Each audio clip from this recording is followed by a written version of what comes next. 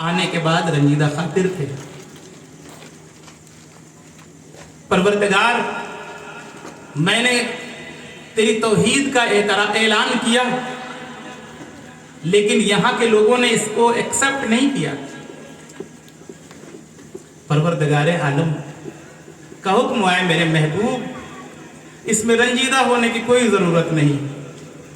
تجھے مانے یا نہ مانے، تو مجھے مان، میں تجھے مانوں، تو لا الہ الا اللہ کہے، میں محمد الرسول اللہ کہوں۔ آپ ذرا اندازہ لگائیں کہ حضور اکرم علیہ السلام کے اعلان نبوت کے بعد اس وقت گھر میں نبی کی گھر والی ہیں، جب یہ خبر سنائی ہے تو امی خدیجہ الکبریٰ رضی اللہ تعالیٰ عنہ نے بغیر چوں چرا کے فوراً ہی آپ کی رسالت کی گواہی دی۔ اور ان دونوں کی پرورش پانے میں رہنے والے مولا علی رضی اللہ تعالیٰ عنہ ہیں۔ عمر کم ہے، 5 6 سال 7 سال کی عمر ہے، مگر آنکھ کھولی ہے، ہوش سنبھالا ہے تو رسول کی پرورش میں آنکھ کھولی ہے۔ اور پروردگار عالم نے علی کو پاک کیا ہے، اور ایسا پاک کیا ہے کہ کعبے میں پیدا کیا۔ جناب والا ذرا غور تو کریں کہ کعبے کی وہ عظمت ہے جہاں ناپاک کوئی نہیں جا سکتا۔ آپ ذرا اندازہ تو لگائیں کہ پیدائش کے وقت کائنات کی ساری عورت پلید اور ناپاک ہوتی ہے، لیکن علی پیدا ہو رہے ہیں تو پروردگار کعبے کی عظمت کا خیال کر رہا ہے۔ گویا علی کی پیدائش پر ان کی والدہ کا خون بھی پاک تھا، علی کے پیدا ہونے کی جگہ بھی پاک تھی، علی بھی پاک تھے۔ اور علی اس قدر پاک ہیں کہ دنیا کے اندر اگر کوئی علی سے بغض رکھے تو اپنا ٹھکانہ جہنم بنائے۔ علی سے محبت جنت کی ضمانت ہے، اور علی سے عداوت جہنم کی علامت ہے۔ حضور اکرم علیہ السلام نے کافی دعائیں دی۔ آپ ذرا اندازہ لگائیں کہ یہ وہ عظیم المرتبہ شخصیت ہیں کہ کوئی ایسا مرحلہ نہیں جہاں مولا علی نہیں موجود ہیں۔ عشرہ مبشرہ میں مولا علی موجود ہیں، خلفائے راشدین میں مولا علی موجود ہیں، پنج تن میں مولا علی موجود ہیں۔ اور پھر حضور سید عالم صلی اللہ تعالیٰ علیہ وآلہ وسلم نے علی کو وہ مقام عطا فرمایا کہ کائنات میں نبوت کا دروازہ بند ہو گیا، اور نبوت کا دروازہ بند ہوا تو امام الانبیاء پہ دروازہ بند ہو رہا ہے۔ ولایت کا آغاز ہوا تو امام الاولیاء سے تمام سلسلہ حقہ کے شجرہ ارادت کا سلسلہ جاتا ہے تو وہ مولا کائنات حضرت علی مرتضیٰ تک جاتا ہے۔ آپ دیکھیے، جس شجرے کو اٹھائیں گے حضور سید عالم صلی اللہ تعالیٰ علیہ وسلم کے بعد جو نام آتا ہے وہ مولا علی کا آتا ہے۔ یا الہی رحم فرما مصطفیٰ کے واسطے، یا رسول اللہ کرم کیجئے خدا کے واسطے، مشکلیں حل کر شہ مشکل کشا کے واسطے، کربلائیں رد شہید کربلا کے واسطے۔ امام عشق و محبت نے ولایت کی فہرست جب بیان کی ہے تو اس کے بعد یہ اندازہ لگائیں کہ ولایت کی ہر کڑی، چاہے جس سلسلے کو، جس شجرہ ارادت کو آپ اٹھائیں گے، اس شجرے کی کڑی مولا علی سے ہوتے ہوئے حضور تک جا رہی ہے۔ تو گویا مولا کائنات حضرت علی مرتضیٰ رضی اللہ تعالیٰ عنہ کی شان اور عظمت کا یہ اندازہ ہے کہ رہتی دنیا تک کسی شجرہ ارادت کا، کسی سلسلہ حقہ کا نسب اور ارادت کا سلسلہ پورا ہی نہیں ہو سکتا کہ جس شجرے میں مولا علی موجود ہے۔ آپ ذرا اندازہ لگائیں، حضور اکرم صلی اللہ تعالیٰ علیہ وسلم نے ان کی شان اور عظمت کو بیان کرنے کے بہت سارے ایسے مواقع احادیث طیبہ میں ملیں گے آپ کو۔ قرآن کریم میں ان مقدس ہستیوں کو پاک ہونے کا اعلان کیا، इन्नमा युरीदुल्लाहु लियुज़हिबा अन्कुमुर रिज्स, हर तरीके की पलीदगी से, आलाइश से, गंदगी से पाक किया। किन्हें पाक किया? इन्नमा युरीदुल्लाहु लियुज़हिबा अन्कुमुर रिज्स, किसे पाक किया? पाकी का ऐलान तो किया, फरमाया अहलल बैत, नबी के घर वालों को सिर्फ पाक किया, सिर्फ तहारत अता की ना, बहुत बुलंद दर्जे की पाकी अता की। वयुत्तहिरुकुम तत्हीरा, आप जरा अंदाजा लगाएं कि तहारत कम दर्जे की नहीं, आला दर्जे की तहारत व पाकीज़गी का ऐलान किया है। हुजूर सैयद आलम सल्लल्लाहु ताला अलैहि वसल्लम ने इन्हीं के जरिए से अपनी नस्ल को कायनात के अंदर इन्हीं के जरिए से आगे बढ़ाया।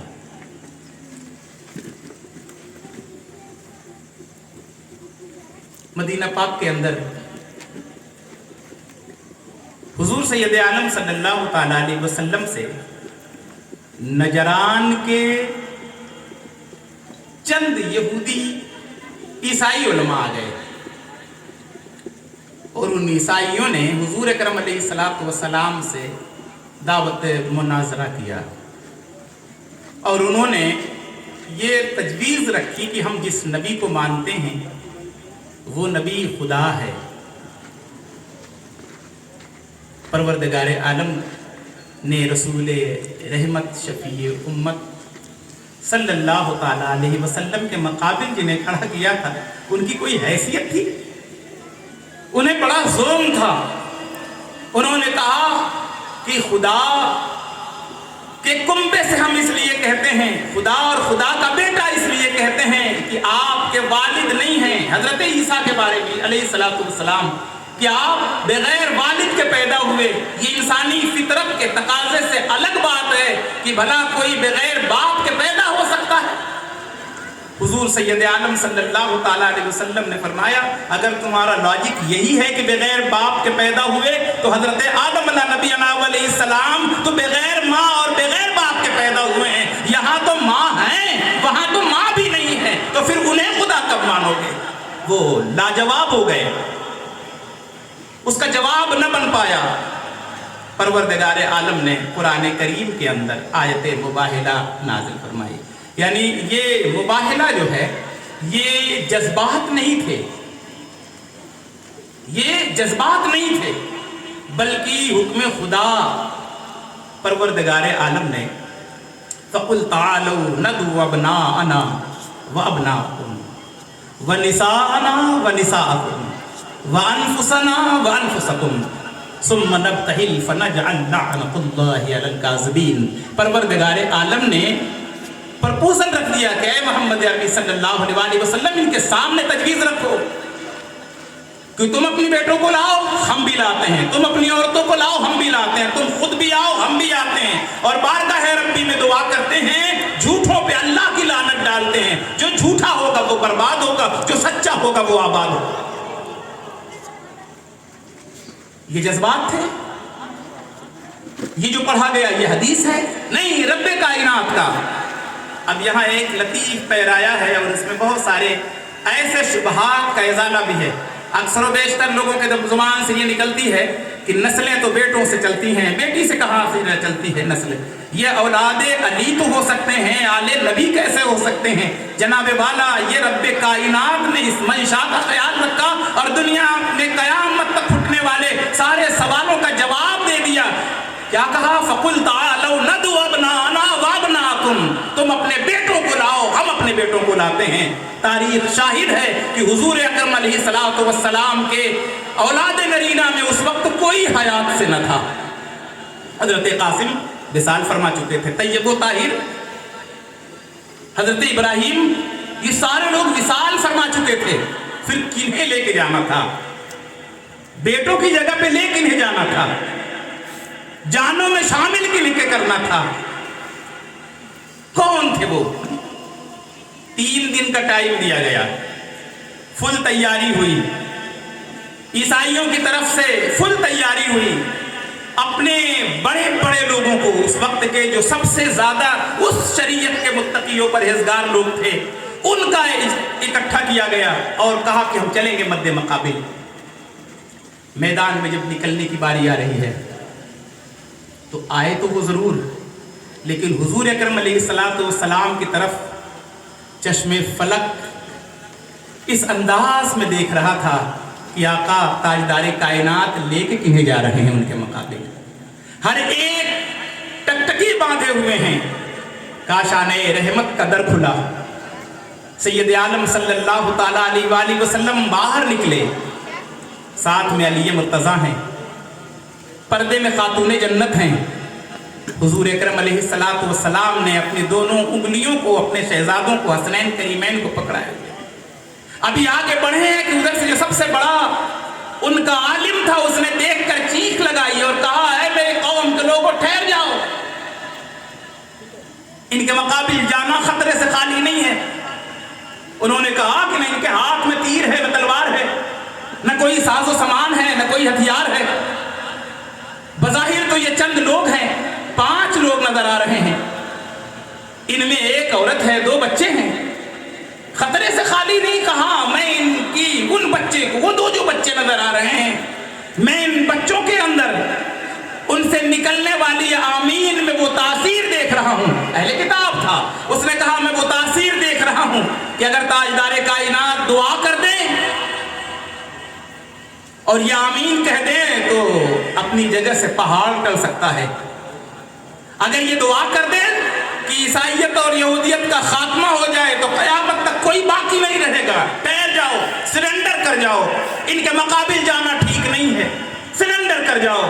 ہار تسلیم کر لی اور جزیہ دینے پر یہ قرارداد منظور کر دی گئی کہ ہم اپنا فیصلہ تبدیل کرتے ہیں، ہم اپنی ہار ایکسپٹ کرتے ہیں، آپ ہمیں چھوٹ دے دیں، ہم اپنے دین پر رہیں، آپ اپنے دین پہ رہیں، لیکن چونکہ آپ کی حکومت ہے تو آپ کو ہم جزیہ کر دینے کے لیے تیار ہیں، فدیہ دینے کے لیے تیار ہیں۔ بات تو اسی پر تھی کہ ہم نہیں دیں گے، انہیں اپنے اہل حق ہونے کا بڑا یقین تھا، لیکن مناظرے میں بھی نہیں چل پائے اور مباہلے میں بھی نہیں چل پائے۔ اس واقعے کو بعض مفسرین نے کچھ جدا انداز میں یہ بیان کیا کہ حضور سید عالم صلی اللہ تعالیٰ علیہ وسلم نے پھر دعوت مباہلہ میدان میں دی اور حضرت حسنین کریمین کو جو انگلیاں پکڑائی تھی آگے کیا اور کہا ندعو ابناءنا، یہ میرے بیٹے ہیں، وابناءکم، تم لے آؤ۔ زبان رسالت کی ہے، کلام پروردگار کا ہے، آگے کیا ندعو ابناءنا۔ چشم فلک نے دیکھا کہ رسول خدا کہہ رہے ہیں یہ میرے بیٹے ہیں، اور رسول کی زبان سے نکل رہا ہے، آیت قرآن کی ہے، پتہ یہ چلا پروردگار کی منشا بھی یہ تھی کہ محمد الرسول اللہ کی آل چلے تو انہی شہزادوں سے چلے۔ نعرہ تکبیر، نَنُو ابنانا و ابناکم، نعرہ تکبیر، نعرہ رسالت، یا رسول اللہ۔ پھر اس کے بعد کوئی آگے نہ بڑھا، ٹھہر گئے۔ حضور سید عالم صلی اللہ تعالیٰ علیہ وسلم نے طیبہ طاہرہ خاتون جنت حضرت فاطمہ زہرا رضی اللہ تعالیٰ عنہ کو بحالت پردہ آگے کیا اور کہا وَنِسَانَا، یہ میرے گھر کی عورت ہے، وَنِسَاكُمْ، تم اپنی عورتوں کو لاؤ۔ جو بچوں کے سامنے نہیں آنے والا تھا وہ بچی کی ماں کے سامنے لانے کے لیے ایسا کون تھا جو آتا؟ کوئی آگے نہ بڑھا۔ حضور سید عالم صلی اللہ تعالیٰ علیہ وسلم نے پھر مولا علی کو اپنے ساتھ لیا اور کہا وَأَنفُسَنَا، اس مقام پہ مولا علی کو حضور نے یہ مقام عطا کیا۔ چشم فلک نے دیکھا، دنیا کی تمام نگاہوں نے دیکھا، اپنوں نے دیکھا، غیروں نے دیکھا کہ حضور سید عالم کہہ رہے ہیں کہ وَأَنفُسَنَا، یہ ہماری جانیں ہیں۔ گویا علی اور نبی دونوں کی جانوں کو رسول کائنات کہہ رہے وَأَنفُسَنَا، یہ ہماری جانیں ہیں، وَأَنفُسَكُمْ، تم اپنی جانوں کو لاؤ۔ آپ اندازہ لگائیں اہل بیت کو سمجھنا عقل سے سمجھا جائے گا تو عقل اس لائق نہیں کہ سمجھی جا سکے، کوئی نہیں آیا. اور ایک روایت میں حضرت امام محمد باقر حضرت امام جعفر صادق کے والد گرامی ہیں، انہوں نے بیان کیا کہ جب یہ آیت مباہلہ تو حضور اپنے ساتھ پنج تن کو لے کے نکلے، لیکن نکلنے میں جناب ابو بکر اپنے بچوں کو لے کے نکلے تھے، جناب عمر اپنے بچوں کو لے کے نکلے تھے، جناب عثمان اپنے بچوں کو لے کے نکلے تھے. وہ یہ سوچ رہے تھے کہ اگر ایسی ضرورت پڑے گی تو ہم اپنے بچوں کو بھی پیش کریں گے، ہم خود کو بھی پیش کریں گے، لیکن وہ باری نہیں آئی. روایتیں دونوں طرح کی ہیں، مگر یہاں مقصود جو ہے، جو مقصود تھا، جو اصل تھا، وہ واضح ہو گیا. اس لیے کہ یہاں ایک کو دعوت مباہلہ کے ذریعے اکثر ہوتا ہے نا کہ ارے ٹھیک ہے ہم ان سے بات نہیں کر پائے، اگر طاقت کی بات ہوتی تو دکھا دیتے. ایسی بات ہوتی ہے نا کہ ارے بات میں ان کے دم تھا اور بات، لیکن اگر مظاہرہ طاقت کا ہوتا، یہاں تو دونوں بات آ گئی کہ تم بات سے بھی لاجواب ہوئے اور میدان میں نکلنے کی بات آئی تو وہاں بھی لاجواب ہوئے. اب یہاں پہ میں دفاع اہل سنت میں نہیں بلکہ عقیدہ اہل سنت کی ترجمانی کرتے ہوئے ایک بات کی وضاحت کرنا چاہوں گا. اس واقعے کے بعد، مباہلے کے بعد اس پر کوئی گفتگو نہیں ہوئی. ہم جس دور میں پیدا ہوئے یہ فتنوں کا دور ہے. اس دور میں اکثر و بیشتر یہ اعتراض ہوتا ہے کہ حضور اکرم علیہ السلام کی صرف ایک بیٹی تھی، اگر اور ہوتی تو حضور اکرم علیہ السلام انہیں میدان مباہلہ میں لے کے نکلتے. جناب والا حضور اکرم علیہ السلام کی 4 بیٹیاں ہیں، 3 اور بیٹیاں بھی ہیں، لیکن یہ یاد رہے کہ جس وقت میں یہ مباہلہ ہو رہا ہے، مباہلہ سن 10 ہجری کے اوائل میں ہو رہا ہے یا 9 ہجری کے اخیر میں ہو رہا ہے. حضور سید عالم صلی اللہ علیہ وسلم کی سب سے بڑی صاحبزادی حضرت سیدہ زینب کا انتقال سن 6 یا 7 ہجری میں ہو جا رہا ہے. سیدہ رقیہ رضی اللہ تعالیٰ عنہ کا وصال سن 2 ہجری میں ہو چکا ہے. سیدہ ام کلثوم کا وصال سن 8 ہجری میں ہو چکا ہے. جس وقت میں یہ مباہلہ ہو رہا ہے اس وقت میں حضور کے اولاد نرینہ تو مکہ میں ہی، ان کا وصال تو مکہ ہی میں ہو گیا. مدینہ پاک کے اندر جو 4 بیٹیوں کا ہم ذکر کرتے ہیں تو 3 بیٹیوں میں سے تینوں کا وصال ہو چکا ہے. صرف بچی کون ہے؟ حضرت فاطمہ بچی ہیں. تو گویا یہ جو چورن دے کر سمجھانے کی کوشش کی جاتی ہے کہ نہیں یہ غلط روایت ہے کہ نبی کی 4 بیٹیاں تھیں. نبی کی 4 بیٹیاں تھیں، لیکن پروردگار عالم کو حضرت فاطمہ کے ذریعے ہی نسل چلانی تھی. حضور اکرم علیہ السلام کی یہ شہزادیاں اس سے پہلے وصال فرما چکی ہیں. تو گویا یہاں دروازہ ایسے ہی بند ہو جا رہا ہے کہ اس وقت میں کوئی اور حضور اکرم علیہ السلام کے بیٹے اور بیٹیوں میں سے کوئی اور حیات سے نہ تھا سوائے حضرت فاطمہ زہرا رضی اللہ تعالیٰ عنہ کے، اور ان کے ساتھ حضرت امام حسنین کریمین کے. اب یہاں سے اس بات کی وضاحت کے بعد حضرت امام حسن مجتبی ہیں، حضرت امام حسین ہیں، حضرت فاطمہ زہرا رضی اللہ تعالیٰ عنہ ہیں اور حضرت علی المرتضی رضی اللہ تعالیٰ عنہ. ان کے علاوہ اہل بیت میں دیگر اور ہستیاں ہیں. حضرت جعفر طیار بھی ہیں، حضرت امیر حمزہ بھی ہیں، مولا علی کے اور بیٹے بھی ہیں. اہل بیت میں سب شامل ہیں، لیکن نبوت کی زبان سے اور رحمت کی چادر میں جنہیں مخصوص کیا ان کا مخصوص طریقے سے ذکر ہوتا ہے، جن کا ذکر نہیں کیا ان کا ضمناً ذکر ہوتا ہے. اب یہاں سے حضرت علی کرم اللہ تعالی وجہہ الکریم کے زندگی کے احوال پر اگر گفتگو کی جائے تو ایسے کئی مواقع آئے جہاں حضور سید عالم صلی اللہ تعالیٰ علیہ وسلم نے حضرت مولا کائنات رضی اللہ تعالیٰ عنہ کو امتیازی اور جزوی فضیلتوں سے نوازا ہے. ان جزوی فضیلت میں یہ بھی ہے کہ جب وہ رات آئی تھی جس رات میں نبی اکرم علیہ السلام کے قتل کا منصوبہ کفار و مشرکین نے بنا لیا تھا، اس وقت اپنے بستر پہ اگر کسی کو سلایا تھا تو وہ مولا کائنات حضرت علی مرتضیٰ تھے. گویا بستر عطا کیا. اور کمال کی بات یہ ہے کہ اعتماد بھی اتنا پختہ ہونا چاہیے. کوئی دوسرا ہوتا،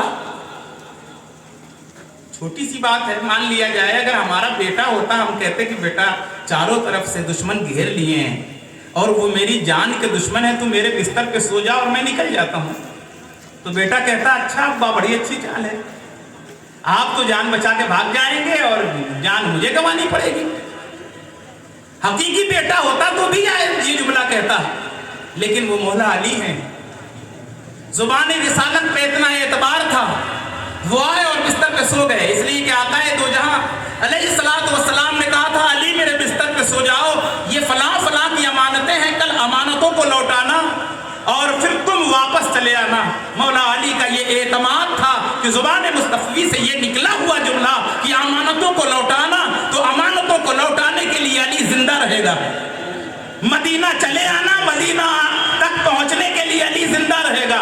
مولا علی رضی اللہ تعالیٰ عنہ سے کسی نے پوچھا قتل نبوت کی رات جس بستر پہ سوئے تھے بتائیں وہ کیسی بے چینی و اضطراب کا عالم تھا، کیا اچھی نیند آئی تھی؟ مولا علی کہتے ہیں اس سے اچھی تو نیند زندگی میں کبھی نہیں آئی تھی، اس لیے کہ ہر وقت اس بات کی فکر تھی کہ علی کب دائی اجل کو لبیک بول دے گا، کب اللہ کی بارگاہ میں اس کی روح نکال کر پیش کر دی جائے گی. مگر اس دن رسول اللہ نے میری زندگی کی ضمانت لی تھی، اس لیے میں بے فکری کے ساتھ سوتا رہا. حضرات محترم، حضرت علی کرم اللہ تعالی وجہہ الکریم صبح ہوئی، واقعات آپ نے سنا کہ دشمن اندر گھس گئے،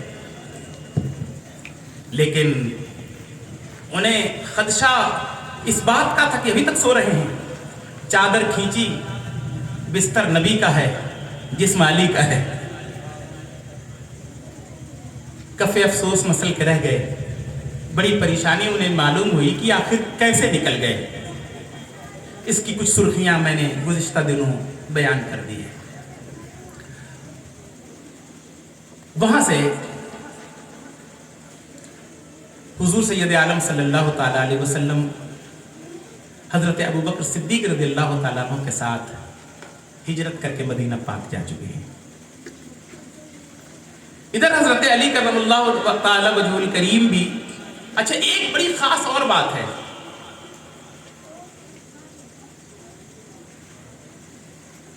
1.25 لاکھ انبیاء کرام دنیا میں آئے. حضرت آدم علیہ السلام، حضرت نوح علیہ السلام، حضرت ابراہیم علیہ السلام، حضرت اسماعیل علیہ السلام. کل انبیاء کرام کے ساتھ علیہ السلام لگا. کسی نبی کے ساتھ صلی اللہ علیہ وسلم لگا نہیں لگا.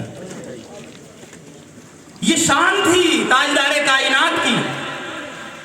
آدم صفی اللہ، نوح نجی اللہ، ابراہیم خلیل اللہ، اسماعیل ذبیح اللہ، موسیٰ کلیم اللہ، داؤد خلیفۃ اللہ، عیسیٰ روح اللہ.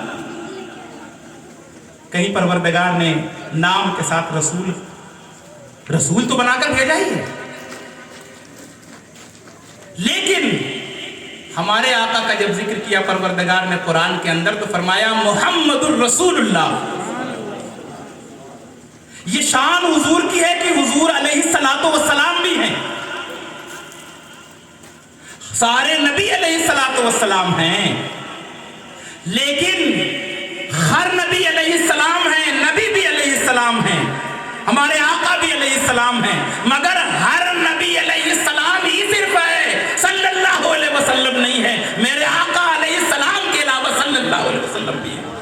के तरीके से हुजूर अकरम अलैहिस्सलातु वस्सलाम की जमात सहाबा में तकरीबन 1.25 लाख की तादाद हो चुकी थी फतेह मक्का के वक्त, इतनी बड़ी तादाद। लेकिन हजरत अबू बकर रज़ी अल्लाह तआला अन्हु, उमर फारूक रज़ी अल्लाह तआला अन्हु, उस्मान गनी रज़ी अल्लाह तआला अन्हु, बिलाल हबशी रज़ी अल्लाह तआला अन्हु, सुहैब रूमी रज़ी अल्लाह तआला अन्हु, सलमान फारसी रज़ी अल्लाह तआला अन्हु, अबू ज़र ग़िफ़ारी रज़ी अल्लाह तआला अन्हु, कुल सहाबा के साथ रज़ी अल्लाह तआला अन्हु है। हजरत अली इनके साथ भी रज़ी अल्लाह अन्हु है, इसमें तो बराबरी है।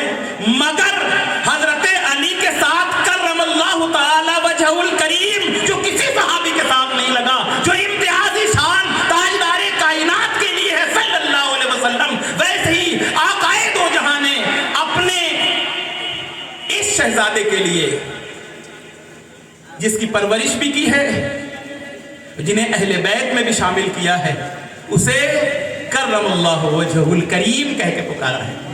तो ये जुज़वी फजीलत में ये लक़ब किसी को नहीं मिला, कायनात में किसी को नहीं मिला सिवाय मौला अली रज़ी अल्लाह तआला अन्हु। तो हजरत अली की शान हम जैसे लोग बयान करें, हम अपनी बिसात के मुताबिक बयान कर सकते हैं, उनकी शान के मुताबिक नहीं। शान तो बहुत बुलंद है, हम उनके तलवों को देखें तो टोपियां गिर जाएं, सर देखना तो बड़ी बात है। हुजूर अकरम अलैहिस्सलातु वस्सलाम ने खैबर का वक्त आया, तमाम सहाबा मौजूद हैं, किला खैबर फतह करना मुश्किल हो रहा है। रसूल मुहतशम सल्लल्लाहु तआला अलैहि वसल्लम ने जंग बंदी के बाद कहा कि कल मैं झंडा ऐसे शख्स के हाथ में दूंगा जिससे अल्लाह और रसूल मोहब्बत करते हैं, और उसके हाथ पर परवरदिगार फतह और नुसरत अता फरमाएगा। फतह और नुसरत अता फरमाना ये सहाबा के लिए बहुत बड़ी बात नहीं थी। सबसे बड़ी बात यह थी कि ताजदारे कायनात की जुबान से यह निकला था कि कल मैं झंडा उसके हाथ में दूंगा जिससे अल्लाह और रसूल मोहब्बत करते हैं। हर एक इंतजार में है, हर एक इंतजार में है कि वो वक्त आए कब। सुबह का इंतजार हो रहा है, नमाज फज्र के बाद सारे लोग इकट्ठा हैं, सब इंतजार में हैं कि निगाहे नबुव्वत उठेगी, नाम किसी का पुकारा जाएगा, वो खुशनसीब कौन होगा। हुजूर अकरम अलैहिस्सलातु वस्सलाम ने तमाम जमात सहाबा पे नजर डाली और देखा, हर एक की तरफ निगाह उठाई। देखने के बाद हुजूर ने उनमें से नहीं सेलेक्ट किया, पूछा अली कहां है, पूछा अली कहां है। लोगों ने कहा या रसूल अल्लाह आशूब चश्म पर आई है, आंख में शदीद तकलीफ है। ताजदारे कायनात सल्लल्लाहु तआला अलैहि वसल्लम ने कहा बुलाओ। हुजूर अकरम अलैहिस्सलातु वस्सलाम ने लुआब दहन लगाया, आंख फौरन ठीक हो गई। नबी अकरम अलैहिस्सलातु वस्सलाम ने झंडा अता किया, कहा कि अली आज की कमान तुम्हारे हाथ में होगी। सहाबा रश कर रहे थे, अश कर रहे थे, जिसका इंतजार था। कहा इन खुशनसीबों में अल्लाह ने हमारी भी खुशनसीबी बहुत रखी है, मगर जुज़वी फसीलत देखा जाए कि आज हुजूर अकरम अलैहिस्सलातु वस्सलाम ने कहा मैं झंडा उनके हाथ में दूंगा जो अल्लाह और जिससे अल्लाह और रसूल मोहब्बत करते हैं। तो आज ये बाजी भी मौला अली के हाथ गई। आप अंदाजा लगाएं, मैदान का मारका शुरू हुआ, जंग घमासान की चल रही है, दुश्मन किले के अंदर है और किले के अंदर से वार कर रहा है, जबरदस्त सिक्योरिटी है, तीरों और तलवारों में दीवारों को छेद करने की ताकत नहीं होती, वो अंदर से हमला कर रहे हैं, ये बाहर से हैं। लेकिन जब वहां पे पहुंचे हैं हजरत अली रज़ी अल्लाह ताला अन्हु, तो वो एक अजीब तरीके की ताकत पैदा होती है, एक अजीब जोश और वलवला पैदा होता है। खैबर के किले पे पहुंचते हैं, आवाज देते हैं बाहर निकलो, फौज की थोड़ी थोड़ी टुकड़ियां निकल रही थी, लेकिन किले को फतह करना था। किला फतह करना वही जंग की अलामत थी उस दौर में। जो किला फतह कर लिया, जिसने अब किले पे जिसना का झंडा लग गया, वो फौज उनकी हो जाती थी, सरेंडर कर जाना था। ये एक सिस्टम था जंग का। जंग के एक उसूल होते हैं, एक आदाब होते हैं। हजरत अली करमल्लाहु तआला वजहुल करीम के हाथ में झंडा भी है और तलवार भी है। जरा आप अंदाजा लगाएं,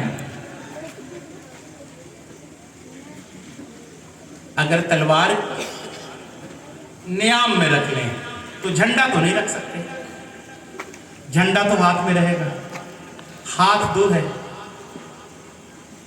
इस्लाम का झंडा अली ने दाहिने हाथ में उठाया है और खैबर के किले के दरवाजे को यूं झिझोड़ा है। 2 मरतबा झिझोड़ा है दरवाजा बाहर और दरवाजे को घुमा के फेंका है। आप जरा अंदाजा लगाएं, आप तो फोर्ट देखने जाते हैं, किले देखने जाते हैं, किलों के दरवाजे कितने बड़े होते हैं, लेकिन कमाल की बात यह है बाबे खैबर को उखाड़ना, दरवाजे खैबर को उखाड़ना अली का काम था, लेकिन बड़ा काम न था, अली के बाएं हाथ का खेल था। नारे तकबीर। खैबर को उखाड़ के फेंकना अली के बाएं हाथ का खेल था। ये मुहावरे की जुबान है। जब किसी को हम हल्के में लेते हैं तो हम यही कहते हैं, जनाब ये तो मेरे बाएं हाथ का खेल है। बाबे खैबर को उखाड़ के फेंकना अली के लिए बाएं हाथ का खेल था।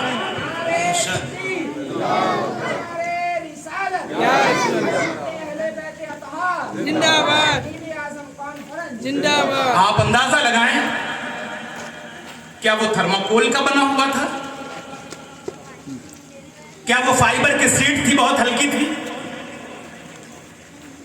मुअर्रिखीन ने लिखा कि जिस दरवाजे खैबर को अली ने उखाड़ के दूर फेंका था, उस दरवाजे को हिलाने और उठाने के लिए 40 आदमी बहादुर उसे उठाकर हिलाना चाह रहे थे तो मुश्किल हो रही थी। इतने मजबूत किले के दरवाजे को हजरत अली रज़ी अल्लाह ताला अन्हु ने यूं उखाड़ के फेंका। असदुल्लाहिल गालिब, इमामुल मशारिक वल मगारिब, हजरत अली इब्न अबी तालिब करमल्लाहु ताला वजहुल करीम को वो पावर परवरदिगार आलम ने अता किया था। आप अंदाजा तो लगाएं। एक मौका और आया, बद्र का मार्का था। मौला अली करमल्लाहु वजहुल करीम और बहुत थोड़े से जमात सहाबा थी। मुशरिकीन मक्का की एक बड़ी ताकत थी, बड़ी ताकतवर, डेढ़ डोल वाले बड़े बड़े बहादुर, बड़े बड़े सूरमा मुखालिफिन इस्लाम की हैसियत से आए थे। एक शख्स ऐसा था अम्र इब्न अब्द उद, वो ऐसा बहादुर था कि अरब में मशहूर था कि इसकी ताकत अकेले 1000 जांबाज सिपाहियों के बराबर इसके अंदर अकेली ताकत है। इतना बड़ा, इतना बहादुर शख्स हैकल जमीन पे चले तो जैसे लगे कि दलक रही हो। वो डेल डोल के साथ आगे बढ़ रहा है, आवाज लगाता है, कौन है जो मेरे मुकाबिल में आएगा?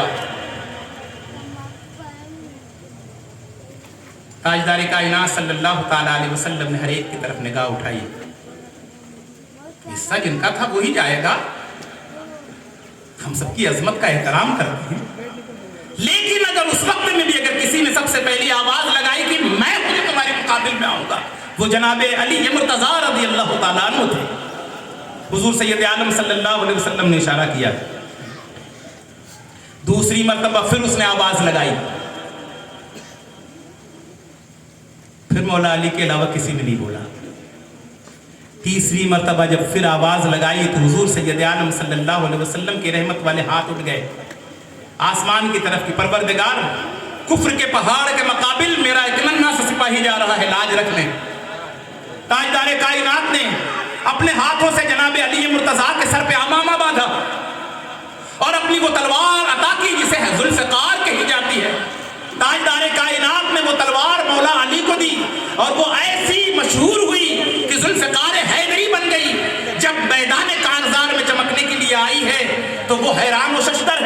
وہ سوچ رہا ہے یہ بچہ میرے مقابل آئے گا.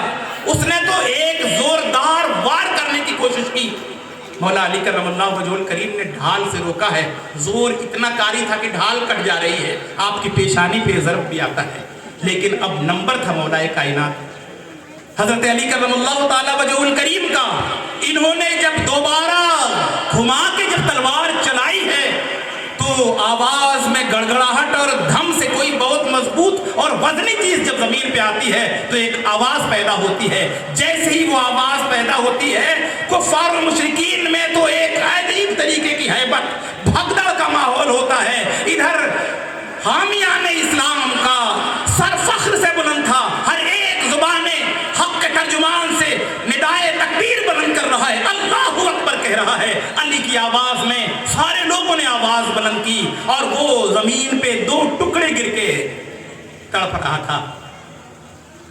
میدان کربلا میں, میدان کارزار میں جب علی کی تلوار چمک رہی تھی وہ بجلی کی طریقے سے چمک رہی تھی. ہر ایک کی آنکھوں کو دعوت نظارہ پیش کر رہی تھی. بجلی کی طریقے سے تیز کودتی ہوئی تلوار. کسی نے اس زمانے سے اب تک بڑا مشہور زمانہ شعر ہے, عربی کا شعر ہے, شاہ مردہ شعر یزداں, قوت پروردگار لا فتح الا علی لا سیف الا ذوالفقار. میدان کارزار میں یہ نعرہ بلند ہو رہا تھا, لا شاہ مردہ شعر یزداں قوت پروردگار, نہ علی جیسا کوئی جوان ہے نہ ذوالفقار جیسے کوئی تلوار ہے. آپ ذرا اندازہ لگائیں حضرت علی کرم اللہ تعالی وجہہ الکریم کی فضیلتوں کو اگر ہم گنانا چاہیں تو شاید آج کی گفتگو صرف مولا کائنات کی فضیلت پر اور صرف سرخیوں کے تفصیل سے نہیں, صرف سرخیوں کے حوالے سے بیان کیا جائے تو شاید اس تاریخ کے کسی ایک گوشے کو بھی پورا نہیں کیا جا سکتا. بے شک بے شک. حضور سید عالم صلی اللہ تعالی علیہ وآلہ وسلم نے حضرت علی کرم اللہ تعالی وجہہ الکریم کو جزوی فضیلتوں میں یہ بھی ایک فضیلت ہے. آپ ذرا اندازہ لگائیں, ایک دن تاجدار کائنات صلی اللہ تعالیٰ علیہ وسلم نماز عصر سے فارغ ہوئے اور کسی کام کے لیے مولا کائنات کو بھیج دیا تھا. آپ ادھر سے آئے تو جماعت ہو چکی تھی. آج ہم نے مسجدوں کے اندر جو ٹائم رکھا ہے یہ ہم اپنی سہولت کے اعتبار سے کہ جماعت اتنے بج کے اتنے منٹ پر ہوگی. یہ حد رسالت میں یہ طریقہ نہیں تھا. لوگ اکٹھا ہو جاتے تھے, نماز ہو جاتی تھی. جنہیں ہر بات میں بدعت نظر آ رہی ہے کہ یہ رسول اللہ کے زمانے میں نہیں تھا. جناب نماز کا جو ٹائم ٹیبل بنا ہے کہ ظہر 1:45 بجے ہوگی اور عصر 5:15 پہ ہوگی اور عشاء 9 بجے ہوگی, یہ ٹائم ہم نے اپنی سہولت کے اعتبار سے رکھا ہے. اس زمانے میں یہ نہیں تھا. اس زمانے میں لوگ آ گئے ہیں اور امام موجود ہے تو اقامت پڑھ دی جاتی تھی. تو گویا بڑی جماعت تیار تھی, وقت ہو چکا تھا, نماز سے فارغ ہو گئے, عصر کی نماز سے فارغ ہو چکے. فارغ ہونے کے بعد حضور اکرم علیہ الصلوۃ والسلام بیٹھے ہوئے ہیں کہ حضرت مولا کائنات علی مرتضی رضی اللہ تعالیٰ عنہ اس کام سے آنے کے بعد تھوڑا تازہ دم یہ ہو رہے تھے کہ مجھے نماز پڑھنی ہے. حضور نے دیکھا کہ علی آ کر بیٹھے ہیں. حضور آئے اور فرط محبت میں علی کے زانوں پہ سر رکھ کے آرام کرنے لگے. اب یہاں امتحان تھا, پرورش میں نے کی ہے, عطائیں رب کی جانب سے بہت ہے. اب علی کو اتنے پاور کے باوجود اب ان پر 2 فرض عائد ہو رہے ہیں. 2 فرض عائد ہو رہے ہیں. ایک فرض ہے حکم خداوندی کا, عبادت حقہ کا, اور ایک فرض ہے احترام مصطفیٰ کا. ایک وقت ہے, 2 ضروری کام ہیں. انسان سب سے بڑا ضروری کام کیا کرے گا؟ تو آپ کو اور ہمیں اندازہ ہے. ہم اپنے گھر جائیں, آپ اپنے گھر جائیں اور اتفاق سے گھر کے اندر 2 بیمار ہوں, ایک کو شدید بخار ہو اور ایک کو اٹیک کا دورہ آ جائے, تو میں یہ پوچھنا چاہتا ہوں آپ فوری طور پہ ایک ہی کو لے جا سکتے ہیں تو کسے لے جائیں گے؟ جسے اٹیک آیا ہے سوچیں گے کہ بھئی جان کے لینے دینے, ان کو تھوڑی دیر کے بعد کر لیں گے. تو کام کی اہمیت دیکھی جاتی ہے. اب یہاں مسئلہ اس بات کا ہے کہ کام 2 ہیں. ایک طرف نماز ہے اور وہ بھی نماز جو اعلیٰ خطر کی ہے. وہ نماز حافظوا علی الصلوات والصلاۃ الوسطیٰ, नमाज में वो नमाज जिसे कुरान कह रहा है उसकी मुहाफिजत करो। वो असर की नमाज जो तमाम नमाजों में सबसे ज्यादा अहमियत वाली है। मालूम है ये नमाज क्यों बड़ी अहमियत वाली है? सारी नमाजें हैं, लेकिन असर इसलिए कि कब्र के अंदर इंसान को जब भी दफन किया जाएगा, चाहे वो सुबह में दफन हो, ज़ुहर में दफन हो, असर में दफन हो, मगरिब में, ईशा में दफन हो, कब्र के अंदर जब उसे उठाया जाएगा तो उठने वाले को नमाज़े असर का वक्त जाता हुआ नजर आएगा। और अगर वो नमाजी होगा तो फरिश्तों से कहेगा ठहरो मेरी नमाज जा रही है। फरिश्ते कहेंगे कि ठहरो क्या, ये वो जगह है जहां नमाजें अब नहीं पढ़नी है, जो पढ़ ली हैं अब उसका रिजल्ट लेना है। अब मैं ये पूछना चाहता हूं कि जो शख्स ऐसा होगा तो फरिश्ते उसे शिद्दत और सख्ती के साथ पूछेंगे। जो इतना मुत्तबे हो, इतना है ना, तो इस वजह से उस नमाज को हजरत अली करमुल्लाह वजहुल करीम के सामने दो फराइज हैं। एक तरफ एहतराम रसूल है, एहतराम मुस्तफ़ा है, और एक तरफ हुक्म खुदा की तकमील है। हजरत अली करमुल्लाह वजहुल करीम सोच में पड़े हैं। किसी शायर ने बड़े खूबसूरत पैराए से शायद इसी मंजर कशी की होगी, नमाज कज़ा हो तो फिर से अदा हो, मोहब्बत कज़ा हो तो कैसे अदा हो। उन्होंने फैसला कर लिया कि खुद से न जगाऊंगा अगर हुजूर उठ जाएंगे। क्या हुजूर सोने के लिए आए हैं?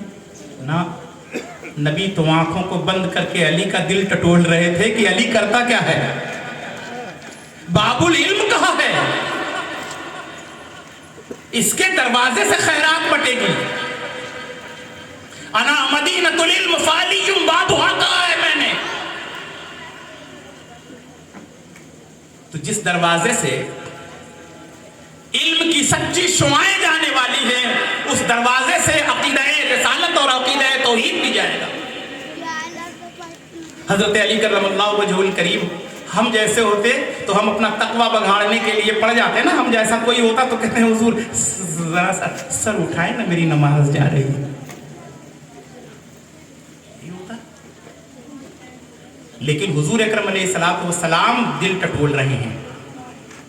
ऐसी सिचुएशन में हजरत अली करमुल्लाह ताला वजहुल करीम इस इंतजार में कि शायद वक्त निकल जाए, तो वक्त बच जाए तो दोनों काम हो जाए, हुजूर सर भी उठा लें और मैं नमाज भी अदा कर लूं। लेकिन सर उठाने की बारी आई उस वक्त जब हजरत बिलाल मगरिब की अजान के लिए जा रहे थे। अब वहां पे मौला अली रज़ी अल्लाह ताला अन्हु रंजीदा खातिर हुए। उन्होंने सोचा कि मैं एक में कामयाब और एक में नाकाम हुआ। एक तो मैंने अदा कर दिया, एक मेरी कज़ा हो गई। ताजदारे कायनात ने मुस्कुरा के पूछा अली क्या बात है? कहा या रसूलल्लाह मेरी नमाज तो गई। आप जरा अंदाजा लगाएं कि नमाज तो गई। ये कहना था कि ताजदारे कायनात सल्लल्लाहु अलैहि वसल्लम ने कहा अली नमाज क्यों गई? कहा या रसूलल्लाह मैं बाकी रह गया था, आपको जगाना मुनासिब न समझा। रहमत वाले हाथ उठ गए, सूरज को इशारा किया, कहा परवरदिगार तेरा ये बंदा मेरी मोहब्बत में था, मोहब्बत में अगर एक कज़ा हुई है, एक तो जो इसके ज़िम्मे था इसने अदा कर दिया, परवरदिगार जो मेरे ज़िम्मे अदा कर ताकि मैं उसका वो भी अदा कर दूं। हुक्म हुआ परवरदिगार का है मेरे महबूब मुकर्रम इशारा कर सूरज पलट आएगा, इशारा कर सूरज पलट आएगा।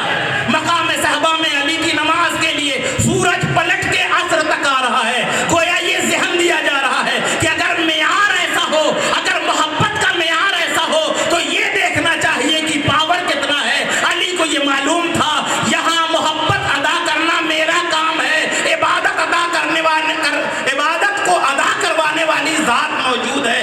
इस वजह से उन्होंने इसको, और एक बात ज़हन में रखें, अगर हम उसकी मिसाल देकर ये सोचें जैसे आज की हजरत अली ने नमाज पे मोहब्बत को फौकियत दी, आज बहुत सारे ऐसे अफराद हैं कि नहीं हम अपने पीर की मोहब्बत में नमाज छोड़ रहे हैं। जनाब पीर की मोहब्बत में नमाज छोड़ रहे हो छोड़ो, अगर अल्लाह तुम्हारे पीर को इतना पावर दे कि अली ने अगर मोहब्बत रसूल में नमाज छोड़ी थी तो नबी ने सूरज को पलटाया